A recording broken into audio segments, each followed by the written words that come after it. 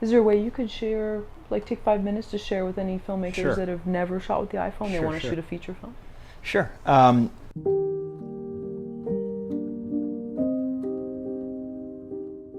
Born into indie filmmaking, and by the looks of it, born for indie filmmaking, Sean Baker's written and directed some of the most touching character-centered films of the past decade. He's been able to capture that authentic human emotion that I don't think any other director of the 21st century has. I mean, his sophomore feature, Takeout, was literally about a delivery driver going about his day, working for a Chinese takeout shop on the streets of New York, which is a great rainy day film, by the way. Nonetheless, for small to mid-budget films, they really pack a punch, and it shows it doesn't really matter the budget of a film, just as long as it's given the amount of care its story deserves. Taking a quick glance at his filmography, they all take place on the ground level. They aren't larger-than-life stories about the meaning of life, or about fantastical worlds beyond the imagination. They're stories that take place on the street, in small communities, or through the lens of underrepresented sections of society. And I think Baker's background as a filmmaker only enhances the authenticity of these stories. And even if his cinematic style, increased budgets, or melodramatic dialogue bleeds through, the story stays very much in the focus of its more real and humanistic nature. Take his 2015 film Tangerine, for example, an odyssey on the streets of Tinseltown, Los Angeles about sex workers and an Armenian family. It's a film painted with such evocative colors to match its equally evocative cast and characters. Anybody have a lighter? Anybody have a fucking light?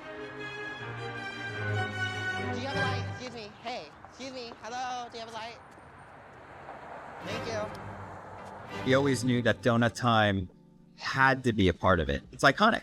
It was the hub that many of these girls used at night for shelter. He didn't want to fake this at a donut shop on the other side of town. I actually told my producers, if we don't get Donut Time, I'm not interested in making the film. And even though it's dressed with a substantial amount of style, it's the story and the characters that bring it back down from its very flamboyant presentation. Hell, the film was shot on an iPhone, giving it a very grounded, vlog-style feel. Some people think we had a pimped out or a tricked out iPhone. That's not the case. We had an adapter that was literally the size of a matchbook that fit over the lens with a little stabilizer, and that was it. I was able to move very easily around and get different angles. There were 3 iPhones. You can see from the production of this movie, we're not making a ton of money. So I had to sell off one of the iPhones to pay rent, okay? What Baker loves to do, and he does this in all the films I've seen, is that he loves to capture the action rather than create it. Whether it be shot in a way that you're in the scene itself, or it be shot in a way where you're a few feet away from the action, like you're just walking by and people watching. Seriously, I just need a place to crash for a couple of days. What's the big deal? Mikey, go fuck yourself. Oh, you don't even know what I've been through. Oh. Look at my fucking face. These little quirks in storytelling and cinematography lay the groundwork for presenting stories about everyday people you never really hear from.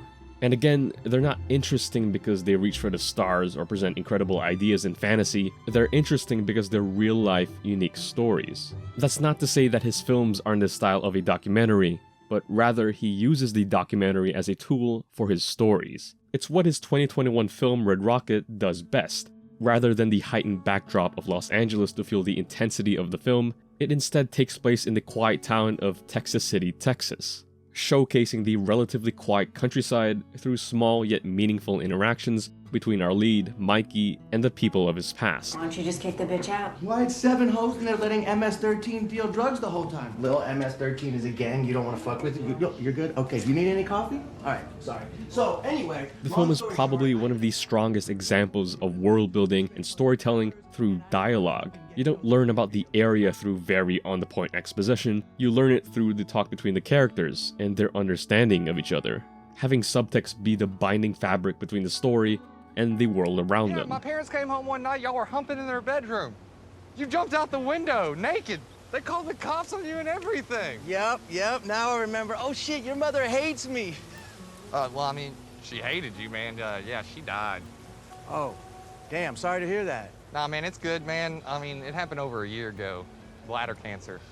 Shit's a motherfucker. Ah, shit, that sucks. Painting an increasingly concerning portrait of modern-day America through its very intimate story. And I think that statement there perfectly encapsulates Sean Baker as a filmmaker. America is a nation of believers, dreamers, and strivers that is being led by a group of senses.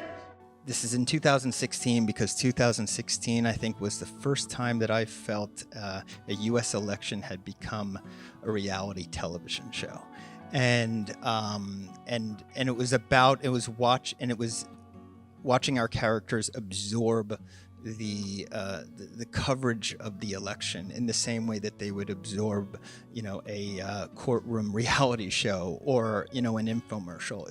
It became that base. Your counterclaim is dismissed, sir. Judgment in this case is for the plaintiff, $2,902.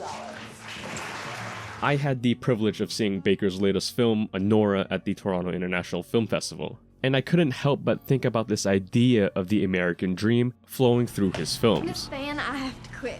I love you guys, but I'm going to LA with Mikey.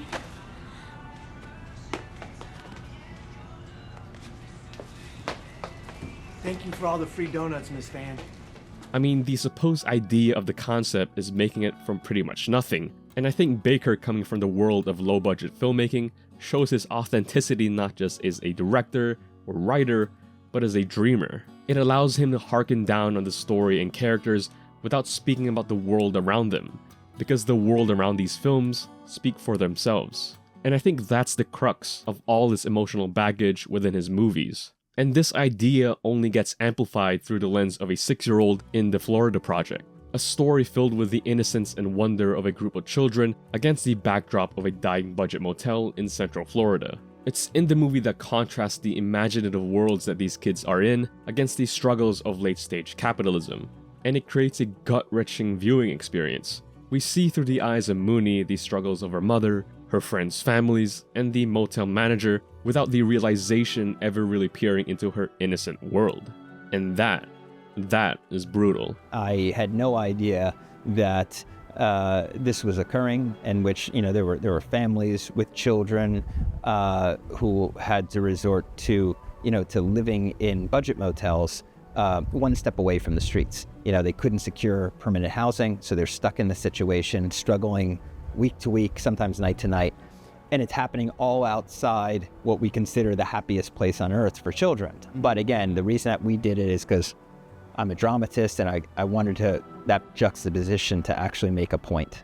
But these are American stories painted with the power of film, dipped in hyper-saturated colors to express the wonder in an increasingly bitter society. And the idea of authenticity doesn't just need the reality and pessimism it comes with it. It also needs that sense of optimism to balance it out. And that's where the reality of Sean Baker's American Dream comes through.